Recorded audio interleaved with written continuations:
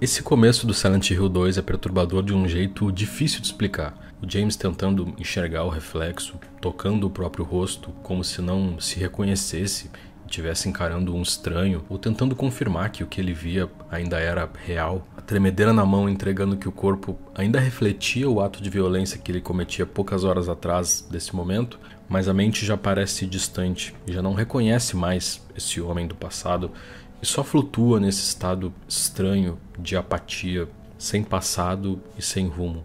A gente lê então a carta que ele recebeu da Mary, o anúncio de que a falecida esposa, que passou os últimos anos hospitalizada, um período muito difícil para os dois, espera ele no lugar especial deles na cidade. In my restless dreams, I see that town.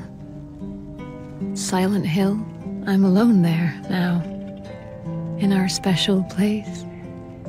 Waiting for you. De um vazio, de repente, a gente tem um objetivo. A cidade já sugerindo esse caráter de atrair como um buraco negro as pessoas com um grande vazio ou escuridão no coração. Quem jogou sabe que a carta nada mais é do que um papel em branco e o que espera ele lá não é a esposa, mas um encontro com as memórias fragmentadas e embaralhadas do personagem, que se choca também com as memórias de outros personagens igualmente perdidos e atraídos pela cidade. É marcante como a gente só abandona o carro de porta aberta, sai andando na direção da cidade e a única forma de chegar é penetrar essa névoa densa num caminho labiríntico demorado de atravessar, deixando claro que é um caminho sem volta. James inicialmente não tem a intenção de voltar. Silent Hill 2 convida para essa terapia com o personagem, que a gente, ao juntar as peças dos sentimentos dele através da forma como a gente joga o jogo, a gente participa do julgamento dele, da definição de qual o motivo de ele ser convidado à cidade, quem ele é,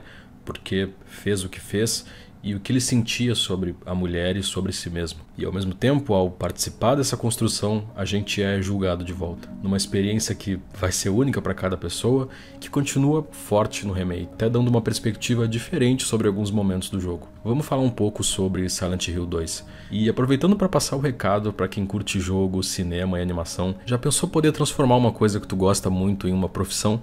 A EBAC, a Escola Britânica de Artes Criativas e Tecnologia, está com descontos malucos de até 60% nos cursos durante esse novembro de Black Friday.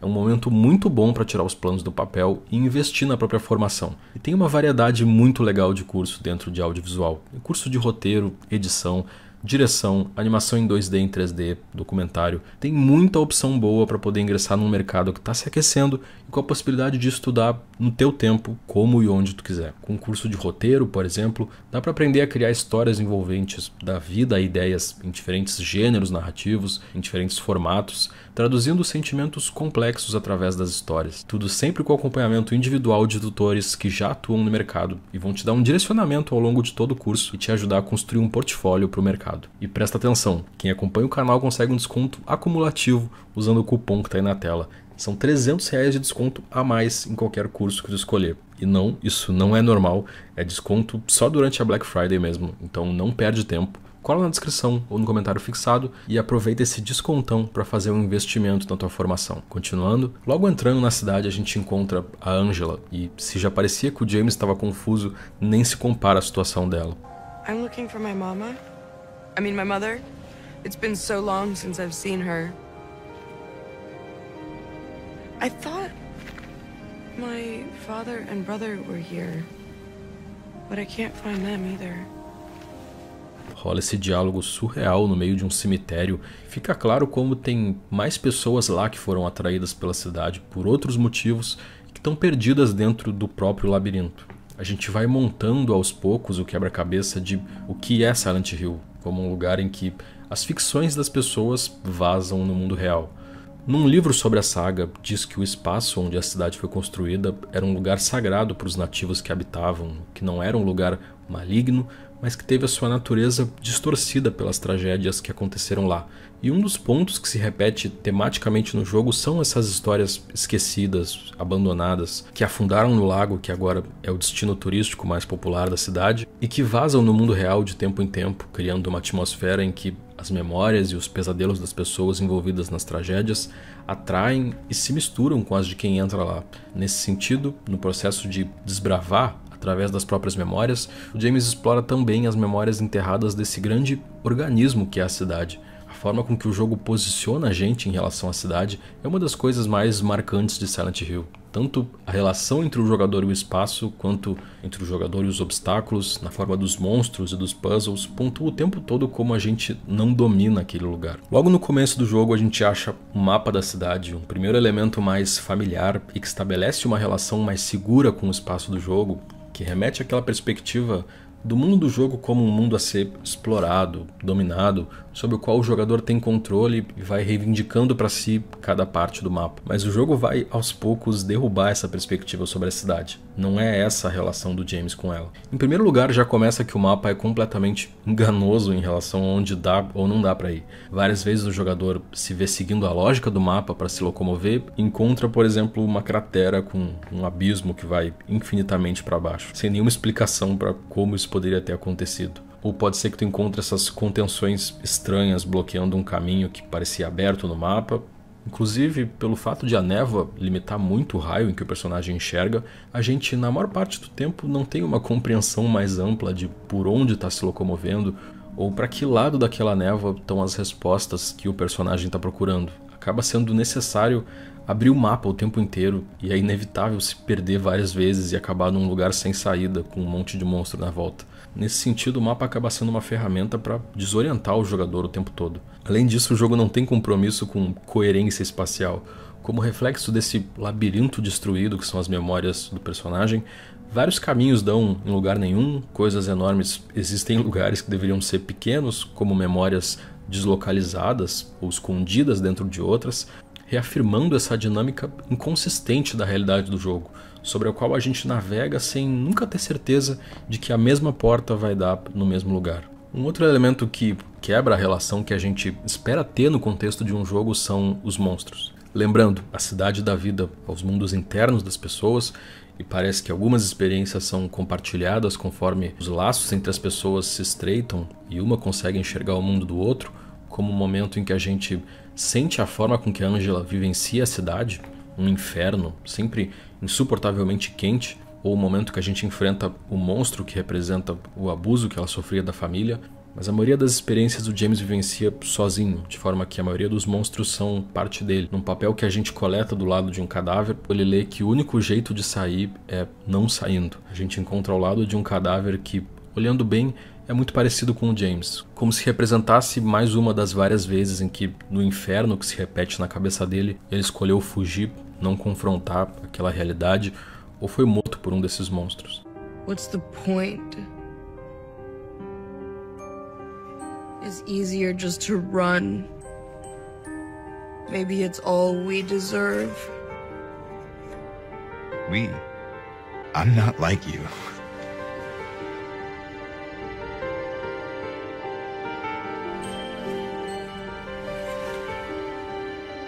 Are you afraid? Esse corpo não é o único, a gente encontra vários ao longo do jogo. O recado é como se seguir se aprofundando na névoa da cidade cheia de monstros seja a única saída. Sobre o design desses monstros, eles quase sempre são coisas que parecem mal formadas, como algo que foi corrompido em algum momento durante a formação. Quase todos lembrando alguma face dos sentimentos em relação a Mary. Desejo e sexualidade estão presentes em vários deles. Um dos que a gente encontra em maior número parece uma mulher se contorcendo em uma roupa que imobiliza ela, que usa sapatos de salto e gospe ácido se o James entra no raio de ação dela. Outros são uma versão fetichizada de enfermeiras de hospital, com o rosto deformado ou retalhado. Outros, uma união de pares de pernas de mulher. Representações que misturam sentimentos como desejo, culpa, raiva, sentimentos contraditórios do personagem em relação a Mary durante o período da doença. São retratos cheios de perversão, que buscam, inclusive, referências estéticas na cultura do BDSM para construir a linguagem do inferno pessoal do James. Se eles expressam o desejo por outras mulheres durante a doença da esposa, o desejo pela esposa e a frustração diante da incapacidade dela de corresponder, a raiva por ela pelo fato de ele simplesmente não poder tocar a vida adiante e ter que lidar com isso, não importa, o jogo não liga para responder essas perguntas. Eu gosto de uma resposta que dão no guidebook oficial do primeiro jogo, o entrevistador pergunta o que aconteceu com todos os moradores da cidade, já que quando a gente chega lá, ela tá vazia, e ele responde que a coisa mais assustadora que tu puder pensar é a verdade. Da mesma forma, eu acho mais produtivo discutir esses monstros pelos sentimentos que eles evocam do que por algo que defina o personagem. O fato de que eles evocam esses sentimentos não significa que o personagem seja cruel ou obcecado em sexo, mas ele com certeza pode ter se sentido dessa forma, assim como pode ter sentido raiva da esposa ao mesmo tempo que amava ela, ou até passado a cultivar um ódio por mulher de forma geral. E esses retratos sexualizados e mutilados do feminino justamente brincam com essas dúvidas. Lembrando também que a gente está falando de um jogo e a brincadeira só está completa quando tem uma pessoa participando e interagindo com esses monstros, escolhendo enfrentar, fugir, se esconder, ter raiva ou medo ou pena. E Silent Hill, particularmente como proposta de jogo, convida a pessoa justamente a esse julgamento de consciência, a esse processo terapêutico de encarar o sombrio de si mesmo. E a variedade de finais diferentes corrobora essa ideia de que, para diferentes pessoas, o James possa ser culpado ou inocente das acusações horríveis que esses monstros evocam. Outra característica marcante dos monstros e que confunde a postura do jogador em relação a eles é o fato de que eles parecem suspensos nesse estado de sofrimento, se contorcendo para se locomover, alguns parecendo aprisionados na própria pele. Muitos deles misturam elementos orgânicos com partes metálicas. Um monstro que a gente encontra no hospital, por exemplo, é essa massa de carne meio que aprisionada numa estrutura de metal que lembra uma cama, e é como se eles direcionassem culpa desse martírio ao jogador. Se Silent Hill é diferente nos olhos de cada um que está ali, vide a criança que perambula brincando e desenhando pela cidade, como se o que ela enxergasse ali fosse totalmente diferente do que a gente vê, fica essa incerteza também em torno da verdadeira natureza desses monstros. A nossa legitimidade como protagonista em explorar esse lugar atirando em tudo que se mexe é cada vez mais questionada conforme o jogo avança e a gente vai recebendo mais fragmentos para reconstruir os acontecimentos. Outra coisa que vale a pena falar sobre são os puzzles que separam a gente desses fragmentos. Um dos primeiros puzzles que a gente esbarra é um em que tem que encontrar e organizar essas moedas de forma a solucionar o enigma de um poema. A primeira dessas moedas a gente acha num tipo de sala secreta atrás de um armário num apartamento. Dá pra ver através de um olho mágico um lugar cheio de riscos na parede, como se alguém tivesse sido mantido ali em cativeiro enquanto era vigiado pelo lado de fora, e a gente não tem opção a não ser entrar e logo depois ser trancado ali, até a gente resolver esse outro enigma. Engraçado que antes de livremente escolher entrar ali, mesmo vendo do lado de fora como uma prisão, a gente esbarra no recado. Você pode achar que eu sou cruel, mas essa é uma prisão que você mesmo criou. Quando a gente finalmente junta as moedas para resolver o puzzle, precisa colocar elas na ordem certa de acordo com a história que está sendo contada no poema. Os personagens são o homem, que no outro lado da moeda é a espada, a mulher e a cobra, e de cara refletem a história do James e da Mary, e a forma com que se monta o enigma deixa em aberto o tipo de relação entre cada um. A mulher na história do poema morre e não se sabe, dentre os personagens em questão, qual o papel de cada um no que aconteceu, e o puzzle faz essa pergunta no final, convidando o jogador a se posicionar sobre. Entre o monstro que teria nascido da morte e da podridão, o homem que falhou ou a mulher que se foi, de quem é a culpa pelo que aconteceu. O jogo vai aceitar qualquer resposta que tu der como certa. É um momento bem no começo do jogo e, apesar das diferenças entre o puzzle no original e no remake, até hoje me surpreende a abordagem um pouco sádica que, no esforço de desenterrar essas memórias doloridas que se criptografaram em códigos e labirintos, que por um lado castigam e por outro testam o protagonista, convidam ele a ser juiz de si mesmo. Uma dinâmica parecida acontece num puzzle na prisão Toluca. Assim como o hospital é uma parte da cidade que foi construída durante a Guerra Civil Americana e foi um campo de prisioneiros de guerra. A prisão de verdade foi destruída, então o lugar que a gente entra no jogo descendo uma profundidade surreal de escadas é uma mistura do subconsciente do James com o da cidade, das histórias apagadas e esquecidas por trás da apresentação inocente de cidadezinha turística de interior. Tanto a prisão quanto o hospital, pelas notas que a gente encontra nas celas e quartos,